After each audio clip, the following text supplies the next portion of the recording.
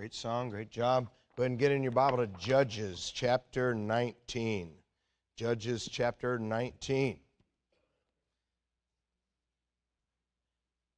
We recently on Wednesdays started studying the book of Judges together, one of the most interesting books in the Bible, and in many ways also one of the saddest books in the Bible, but it is a book that is especially applicable to you and I today because the attitude that prevailed during the time of the Judges is the attitude that prevails today in much of Christianity and in our country in general. Everyone doing right in their own eyes.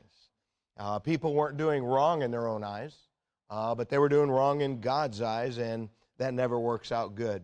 Remember, Judges is filled with stories that many of you first heard in Sunday school class as a child, stories of Samson and stories of Gideon. And for those of us who were not raised in Sunday school like that, we read the book of Judges and we're immediately captured by Jael's tent stakes and Ehud's dagger that he pushed in until the dirt came out, and Jephthah's vow, and we wonder what all those things are about.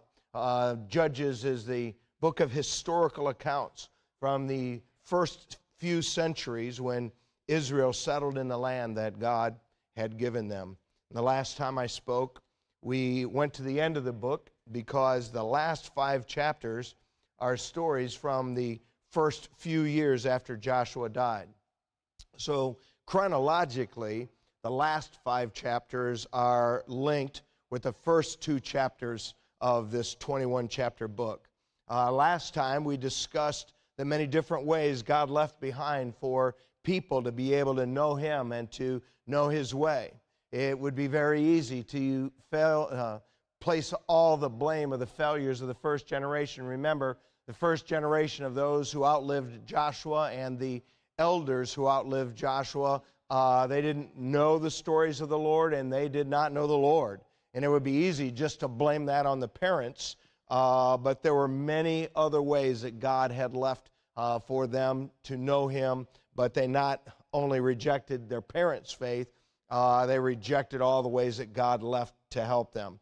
Last time we saw how doing right in their own eyes produced a lot of confusion in their religion. Doing right in our own eyes is rarely, if ever, right in God's eyes, but in the area of religion, doing right in our own eyes, it's probably never right in the eyes of God. And we encourage one another to be part of the faithful remnant of believers who follow our Creator instead of joining in with those who are doing right in their own eyes in the area of religion. You say, what do you mean, doing right in your own eyes in the area of religion? I'll pick the Bible I like best. I'll pick the worship style and worship music I like best. I'll pick the kind of church I prefer to attend. I'll pick the things it takes to have a healthy marriage and raise my children. I'll define what it takes to be a dedicated follower of Jesus. Listen, we can trust God's way and what He's told us and mark it down that when you and I do right in our own eyes, something bad and something painful is going to result. Now, tonight we return to the last few chapters of Judges again because doing right in our own eyes doesn't only produce confusion in religion, it also produces anarchy and confusion in society. I'm going to tell you up front, before we start our message tonight, it is an unusual message. These last 5 chapters of Joshua, honestly, I wish I could have just skipped them. It's a 21-chapter book, and if we're going to study the book of Judges, we have to spend some time there. If you're a Bible reader and you've read these last 5 chapters of the book of Judges, you just kind of leave your head scratching. And really, they're there just to show us how big of a mess it makes when those who call themselves God's people do what's right to them instead of what's right to God. And again, tonight, if the children were here or the teenagers were here, I wouldn't even talk about this stuff. It is just a twisted, dark time in the nation of Israel. Remember, the Bible, everything the Bible records is not things God approves of. The Bible records with perfect accuracy the lies of Satan. It records with perfect accuracy the deeds of evil people as well as the misdeeds of good people. This is not in the Bible because God approves of or agrees with what's going on. This is in the Bible so you and I can understand that when people do what's right to them, it always makes a mess of things, even God's people. So if you would stand tonight, please, in honor of the word of the Lord. And the title of my thought is Doing Right in Our Eyes Just Hurts Everybody. Joshua chapter 19. We're going to read a little bit more than usual on several occasions. But again, Judges, what did I say? Well, Judges. Thank you, Joe. You're just as helpful as Mindy told me you were. Judges chapter 19, verse 1. And it came to pass in those days when there was no king in Israel, there was a certain Levite sojourning on the side of Mount Ephraim who took to him a concubine out of Bethlehem, Judah. This concubine played the whore against him and went away from him unto her father's house to Bethlehem, Judah, and was there 4 whole months. And her husband arose and went after her to speak friendly unto her and to bring her again, having a servant with him and a couple of asses. And she brought him into her father's house. And when the father of the damsel saw him, he rejoiced to meet him. And his father-in-law, the damsel's father, retained him, and he abode with him 3 days. So they did eat and drink and lodged there. And it came to pass on the 4th day, when they arose early in the morning, that he arose up to depart. And the damsel's father said unto his son-in-law, Comfort thine heart with a morsel of bread, and afterward go your way. They sat down and did eat and drink both of them together. For the damsel's father had said unto the man, Be content, I pray thee, and tarry all night, and let thine heart be merry. And when the man rose up to depart, his father-in-law urged him. Therefore he lodged there again. And he rose early in the morning of the 5th day to depart. And the damsel's father said, Comfort thine heart, I pray thee. And they tarried into afternoon, and they did eat both of them. And when the man rose up to depart, he and his concubine and his servant, his father-in-law, the damsel's father, said unto him, Behold, now the day draweth toward evening. I pray you, tarry all night. Behold, the day groweth to an end. Lodge here, that thine heart may be merry, and tomorrow get you early on your way, that thou mayest go home. But the man would not tarry that night. And he rose up and departed and came over against Jebus, which is Jerusalem, and there were with him 2 asses saddled. His concubine also was with him. And when they were by Jebus, the day was far spent. And the servant said to his master, Come, I pray thee, let us turn in unto this city of the Jebusites, and lodge in it. His master said unto him, We will not turn aside hither unto the city of a stranger that is not of the children of Israel. We will pass over to Gibeah. Thank you. You might be seated. So I said I really struggled to know how to handle this portion of the book of Judges, but it is not familiar to most people. And honestly, the content is so warped and so twisted. It's not the kind of Bible story we would ever teach our children. And it's not the kind of Bible story anybody here would even know unless you're a Bible reader. God illustrates the confusion that results from anyone deciding to do what's right to us instead of what he says is right. There's a reason that 9 times the Bible records Israel. God describes Israel as being stiff-necked. And I hope tonight one of the things you're working on in your life, I'm working on it as well, is to have a humble, teachable spirit. Israel was not like that. They were a stiff-necked people, and it really comes out as they're doing right in their own eyes instead of what's right to God. In verse 1, why? It says, It came to pass in those days when there was no king in Israel, there was a certain Levite sojourning on the side of Mount Ephraim who took him a concubine of Bethlehem of Judah. Why take a concubine instead of a wife? A concubine in this context is a woman with whom this Levite enjoyed all the benefits of marriage without any of the commitment or obligation of marriage. Now, Levites, they were supposed to marry within the tribe of Levi. In fact, every one of the 12 tribes of Israel, because of the inheritance in the land, was supposed to marry within their tribe. But the Levites, most especially, because they were the chosen tribe, they were the priestly tribe, they were the people who maintained the tabernacle. And so of all the people who were supposed to be the most moral among them, it was the Levites. And here's a guy who takes a concubine instead of a wife. Why not pursue this woman before she's gone for 4 whole months? In verse 2, she says she went back to her father's house. She was there 4 whole months. Was she that unimportant?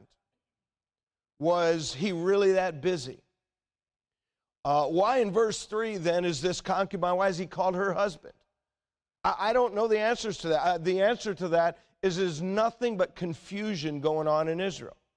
Why was this father so happy with the man who slept with his daughter but wouldn't marry her? That's when verses 3 and 4, her husband arose and went after her to speak friendly unto her and to bring her again, having his servant with him and a couple of asses. And she brought him into her father's house. And when the father of the damsel saw him, he rejoiced to meet him. I mean, why? Why? I don't know. I mean, think about it. I mean, this is a woman who's called, it speaks about his father-in-law, calls him his husband, calls her his concubine, and he's happy now to run into the dad of the woman the Bible just described as playing the whore against him. Why? Why was this woman's father so lonely and so underutilized in life that he had nothing better to do than party for 5 days? And that's how it begins in verse 4. And his father-in-law and the damsel's father retained him, and he abode with him 3 days. And then they go on, and he's trying to leave. And in verse 8, he rose early in the morning on the 5th day to depart. And the damsel's father said, comfort thine heart, I pray thee. And they tarried until afternoon, and they did eat, both of them. I mean, don't they have anything to do? Is this what life is about? I mean, think about it. Here's a Levite, supposed to be a man of God. He's got a concubine instead of a wife. Doesn't care whether he gets her for 4 months. Parties with her dad for 5 days. And then in verse 12, he says, his master said, and we will not turn aside hither unto the city of the stranger, that is not of the children of Israel. We'll pass over to Gibeah. He's doing all that, and he says, no, I'm not going to stay in Jerusalem in that Gentile city. I mean, he's been drunk and partying for 5 days. I mean, it just doesn't make any sense. I mean, Jesus said, make sure that you get the beam out of your own eye before you look for the mote in your brother's eye. I mean, here's a guy, basically, he's straining at a gnat. He's not going to stay in a Gentile city, and he swallows a camel for the way he behaves. Jesus said, first cast the beam out of thine own eye, and then thou shalt see clearly to cast the mote out of thy brother's eye, in Matthew 7:5. I thought about a guy I knew years ago. I was a youth leader for 20 years, almost 21. And there was a guy in the church. He was there all the time, Sunday morning, Sunday night, Wednesday night, visitation. And man, he was always on me about something.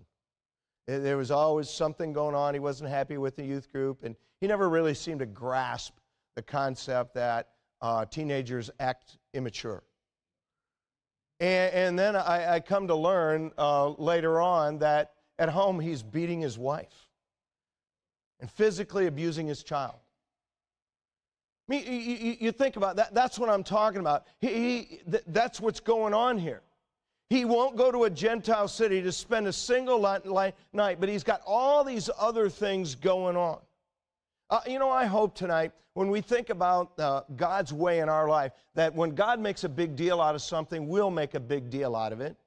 And if God makes a small deal about something, we'll make a small deal out of it. And God, if He makes nothing about something, that we will also make nothing about it. The answer to why all this goes on, it's actually pretty simple. Everybody's doing right to them. No thought about what's right to God. By the way, we're going to see how this ends, and they're going to end up broken. And I hope you're not the kind of person who needs to be broken and desperate before you turn to God. Listen, it is very destructive in our lives to think that you and I have the authority to determine what's right and wrong. And especially so when we have a book from our Creator that tells us what our Creator says to be right and wrong. Let me ask you, are you letting God define what's right in your morality, in your marriage, in the way you handle your children? Listen, it is very easy to be taken in with the way our godless culture handles all of those things and do what's right to our culture instead of what's right to God. This man, his servant, his concubine, they leave Jerusalem. They end up stopping after dark in the city of Gibeah. Now, Gibeah was one of the cities in Benjamin. It's probably most famous, not just because of this story, but it was later the place where the first king of Israel, Saul, would be born. And in Gibeah, this man and his concubine, his servant, they're sleeping in the street, and a man comes along who had been working all day long. It's dark, and he's also from Ephraim. If you remember, this guy was a Levite dwelling in Ephraim. This Ephraimite comes along, and he invites him to spend the night in his house instead of the street. And I'm going to teach what the Bible says here. It's very ugly. I just want to remind you, the fallen nature of mankind can be very ugly. Very ugly. Chapter 19, verse 21. So he brought him into his house and gave provender unto the asses, and they washed their feet and did eat and drink. Now as they were making their hearts merry, behold, the men of the city, certain sons of Belial. By the way, Belial, it's got a capital B, but that's not a person. When you read sons of Belial, it just means a lowlife. This is somebody who's basically a wanderer, a drifter, have no purpose in life. It says, certain sons of Belial set the house round about and beat at the door, spake to the master of the house, the old man, saying, bring forth the man that came into thine house, that we may know him. And the man, the master of the house, went out unto them and said unto them, nay, my brethren, nay, I pray you, do not so wickedly, seeing that this man is come into mine house, do not this folly. Behold, here is my daughter, a maiden, and his concubine. Them I will bring out now, and humble ye them. Do with them what seemeth good unto you. But unto this man do not so vile a thing. But the men would not hearken to him. So the man took his concubine and brought her forth unto them, and they knew her and abused her all the night until the morning. When the day began to spring, they let her go. Then came the woman at the dawning of the day, and fell down at the door of the man's house where her Lord was, till it was light. And her Lord rose up in the morning and opened the doors of the house and went out to go his way. And behold, the woman, his concubine, was fallen down at the door of the house, and her hands were upon the threshold. And he said unto her, up, let us be going. But none answered. Then the man took her upon an ass, and the man rose up and gat him into his place. And when he was come into his house, he took a knife and laid hold on his concubine and divided her together with her bones into 12 pieces and sent her into all the coasts of Israel. And it was so that all that saw it said, there's no such deed done nor seen from the day that the children of Israel came up out of the land of Egypt unto this day. Consider of it, take advice, speak your minds. By the way, if you are familiar with the book of Genesis, this is almost a blow-for-blow repetition of what happened with Lot in the city of Sodom 500 years earlier. God destroyed Sodom and 4 of the surrounding cities for this kind of behavior.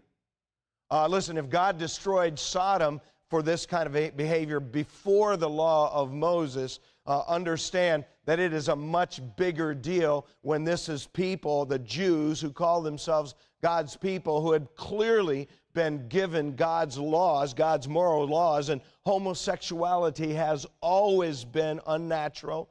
It has always been an abomination to God, who designed humanity and designed a healthy relationship between a husband and his own wife. Listen, this is worse than anything that went on in Sodom.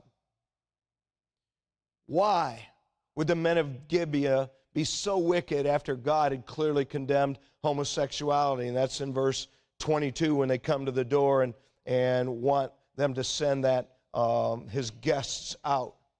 Why in verse 24 it says, behold, here's my daughter, a maiden, and his concubine. Them I'll bring out now, and humble ye them, and do with them what seemeth good unto you. Why would the father whose house this Levite, why would he be willing to offer his daughter to such a wicked mob?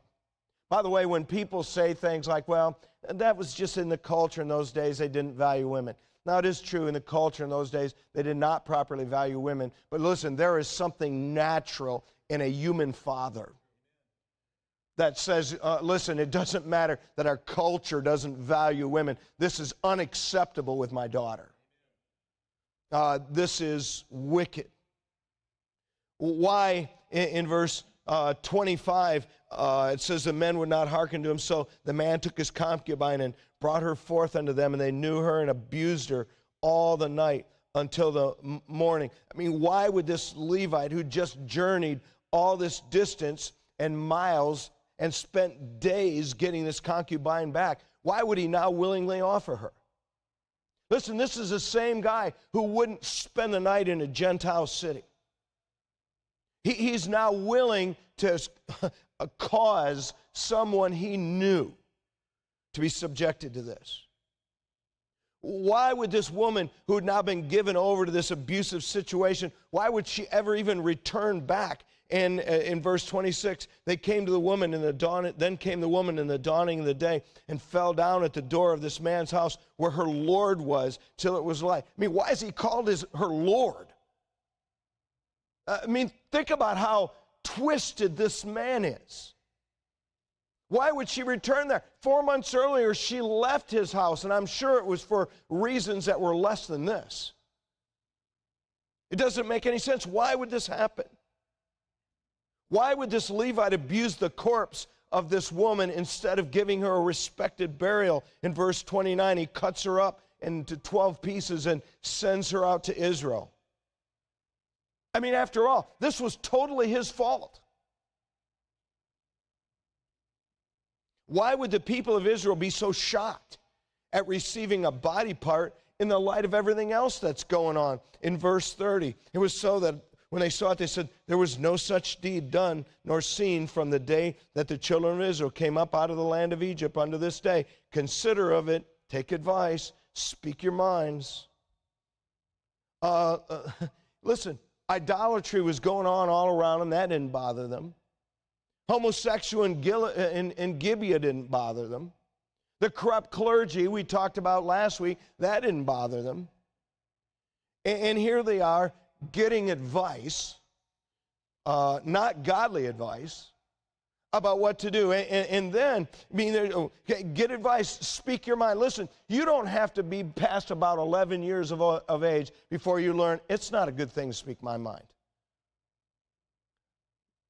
Listen, if you haven't learned that lesson yet, that it is bad for every relationship in your life to speak your mind, listen, you're going to live a painful life.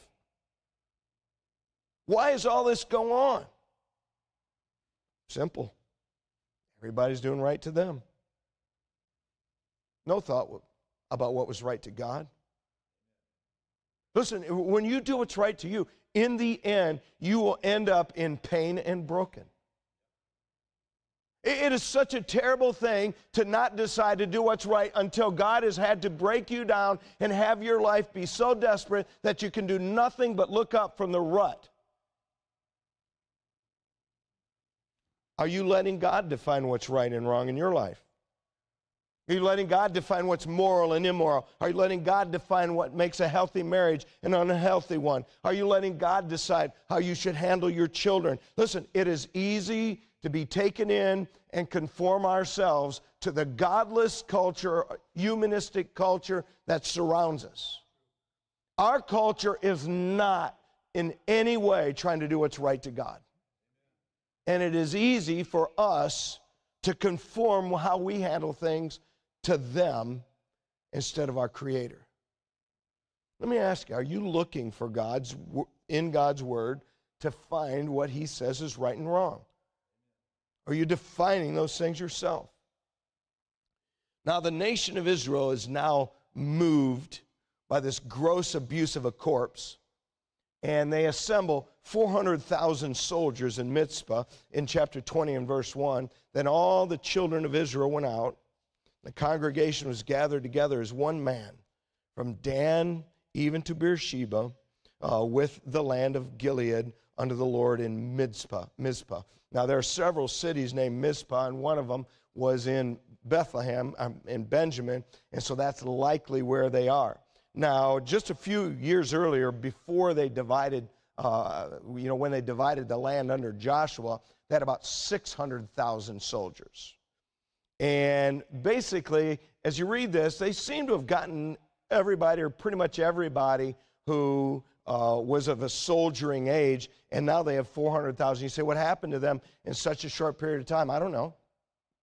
Have you ever thought, really, the Bible doesn't say how many Israelites died when they were conquering Canaan? Listen, if they didn't ever have anybody die when they were conquering Canaan, why would they fear to take all the rest of it? But the fact of the matter is that when you went out as an Israelite in battle to conquer Canaan, it was an act of faith. And your life was in God's hands. I don't know what happened to them. I don't pretend to know. I just know that at this point they have about 2/3 of the fighting age men that they had just a few years earlier. Now that everyone's assembled as one man, this Levite tells the Jewish leaders what happened. And the people unite there in the city of Gibeah in chapter 20 and verse 11. So all the men of Israel were gathered against the city, knit together as one man. Do you realize that you can be unified in a bad cause? It is a wonderful thing to be in one mind and one heart and one accord when we're in one mind and it's the mind of Christ, and one accord and it's according to what God has said to us. And here they are, they're all moved as one man, they're very united. But what they're about to do is not what God wanted done. Isn't it interesting? No one is mourning for this woman. No one seems to really care about what's done to her. They're mad that she's been cut up into pieces. And what happened to Gibeon? Nobody cares about this Levite's cruelty to her. So how can people be so callous towards this woman or this man's abuse? People doing right in their own eyes. Listen, you start down this road of doing right in your own eyes, you have no idea how far down that road you'll go. And I'll just say, you'll go farther down that road than you think you'll go. And the story continues in verse 11 of chapter 20. So all the men of Israel were gathered against the city, knit together as one man, and the tribes of Israel were sent men throughout all the tribe of Benjamin, saying, what wickedness is this that is done among you? Now therefore deliver us, the men, the children of Belial, which are in Gibeah, that we may put them to death and put away evil from Israel. By the way, that is what should have been done. But the children of Benjamin would not hearken to the voice of their brethren, the children of Israel. But the children of Benjamin gathered themselves together out of the cities unto Gibeah to go out to battle against the children of Israel. The children of Benjamin were numbered at that time out of their cities 26,000 men that drew sword, beside the inhabitants of Gibeah, which were numbered 700 chosen men. And among all this people there were 700 chosen men left-handed. Everyone could sling stones at an hairbreadth and not miss. Among all this people there was, verse 17, and the men of Israel beside Benjamin were numbered 400,000 men that drew sword, and all these were men of war. The children of Israel rose and went up to the house of God and asked counsel of God and said, which of us shall go up first to the battle against the children of Benjamin? And the Lord said, Judah shall go up first. And children of Israel rose up in the morning and encamped against Gibeon, and the men of Israel went out to battle against Benjamin, and they put themselves in array to fight against them at Gibeah. The children of Benjamin came forth out of Gibeah and destroyed down to the ground of the Israelites that day 22,000 men. You see, the religious confusion that spawned the moral confusion has now spawned social and political confusion. I mean, Jehovah had been clear what should happen about homosexuality.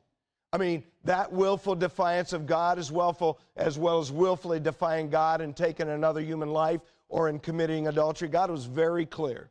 You do those things, you forfeit your life. But why, when God had been so clear, in verse 13, does Benjamin say, no, we're not going to take your side in this? Now, for me, it's 40 years now, I came to church as an outsider. I did not have any friends there. I had one acquaintance from work. I did not have any family in the church. And you know, one of the things I've seen over the years that has really bothered me is people who take the side of their family over the side of God. That's literally what's going on here. Benjamin says, hey, they're Benjamites. I don't care that God has said they're supposed to be executed. We're going to fight you for them. By the way, let me also say, on the other side, I've seen some great, faithful people of God who took God's side over the side of their family.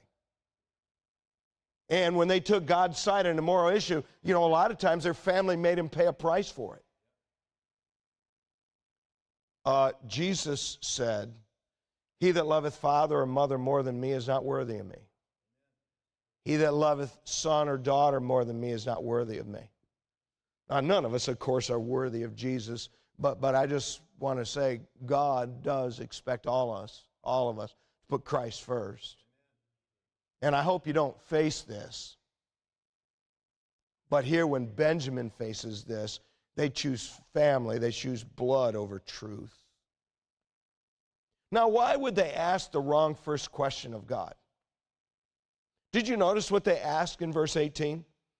They go up to God to get counsel, and they say, which of us should go up first to battle against the children of Benjamin? That's not the right first question. By the way, in Numbers 2:9, God already said Judah is first. They set forth first. The right question is, Lord, what do you want us to do here? That's the right first question. Listen, if you and I don't ask the right first question, we will never get the right answer. Maybe they didn't ask the right first question because they outnumbered them 15-1. And they thought this was going to be an easy deal. You know, they had 400,000 soldiers. Benjamin had 26,700 soldiers. They thought, hey, this is no brainer. We're just going to snuff them out. Listen, when we ask the wrong first question, we never get the right answer. Listen, if your first question about picking a Bible is which Bible do I like, you're never going to get the right answer. What music do I like? What church do I like? What ministry do I want to serve in? Listen, that is always the wrong question. The right first question is always, Lord, what do you want from me? And we read how the failure to ask the right first question cost 22,000 men their lives. Israel now, they have lost 22,000 men. In verse 22, they set the battle in array again. The people of the men of Israel encouraged themselves, and they set their battle in array in the place where they put themselves in array the first day. And now that they've already assembled to battle again, now they're going to ask God, what do you want? Verse 23, and the children of Israel went up and they wept before the Lord until even. They asked counsel, Lord, saying, shall I go up again to battle against the children of Benjamin, my brother? And the Lord said, go up against him. Listen, that was the answer they wanted to hear. They already were planning to fight. They'd already assembled to battle. They didn't really want to know God's will. And we don't want to know God's will. You know what? You will never find God's will. If there is no willingness on our part to do what God says, why would God speak?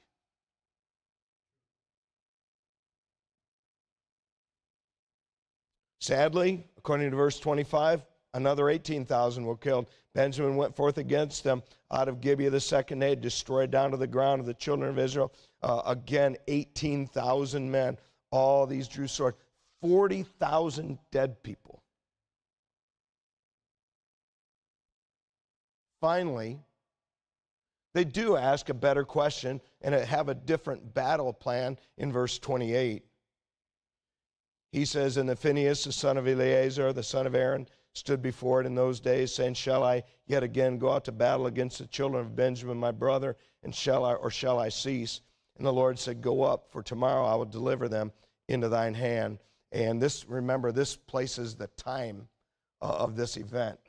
Remember, Aaron was the first high priest. He died in the wilderness. His son Eleazar was the second high priest. He died at the end of the book of Joshua. And so it's Phinehas, his son. This is the early years in the land. And now they're going to go up, and God says, you're going to get victory. Again, do you want God's will? Do you know, I think sometimes we're afraid to ask. I think it's very easy to assemble our armies as if we really are just asking and don't really care about the answer. Who knows how many extra people were killed? We're not told how many from Benjamin were killed. We're not told how many were wounded, and nothing is better. The presumptive sinners of Gibeah are still loose. The conflict is still going on. And I plead with you, humbly seek right in God's eyes. They go to battle against them in chapter 21 and verses 1 through 3. Let's start in verse 48 of chapter 20. And the men of Israel turned again upon the children of Benjamin and smote them with the edge of the sword, as well the men of every city as a beast, and all that came to hand, and they set fire in all the cities that they came to. Now the men of Israel had sworn in Mizpah, saying, there shall not any of us give his daughters unto Benjamin to wife. And the people came to the house of God, and they abode there till even before God, and lifted up their voices, and they wept sore. And they said, O Lord God of Israel, why has this come to pass in Israel, that there should be today one tribe lacking in Israel? I mean, all of Benjamin was killed except 600 men. And then in the heat of the battle and revenge, they burn all their cities. They kill all the women. They kill all the children. They kill all the animals. Listen, this is a group of people who just some short time earlier refused to do that to the heathen when God commanded them to do it. And now they are willing to do this to their brother. How can you end up like that? I mean, if there's 26,700 soldiering age men in Benjamin, there could have easily been 75,000 people that were linked to Benjamin or more. 115,000 plus people are dead. Why? People doing what's right to them instead of what's right to God. If we were to follow the rest of this story, now they're upset that there's no people, no women from Benjamin to marry these 600 soldiers. And so they had made this vow, hey, if you give your daughter to someone from Benjamin, we'll take your life. And so they did what a lot of people do, is they played word games with God. Well, Jabesh Gilead didn't come up. We'll kill them and save all the virgin daughters for them. And that got 400 of them, their wives, and they didn't technically give them to them. They weren't technically their daughters. And they were still 200 short. And so then they basically said, well, why don't you 200 guys, why don't you go wait outside the city of Shiloh? That was where the ark was at that time. And it was a feast of the Lord. And they said, you guys, when the young women come to the feast, you just jump out and take them, and we won't do anything. See, because then you will not have given them. See, how can people do such crazy things? Doing what's right to you. If you haven't lived long enough to know somebody who started doing right to them and kept going way farther down that road than you ever would have thought they would have gone, then you haven't lived very long.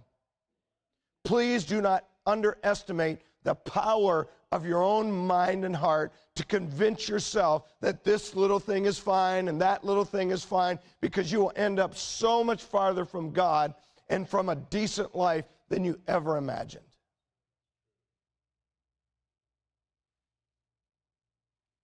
And I just simply ask you,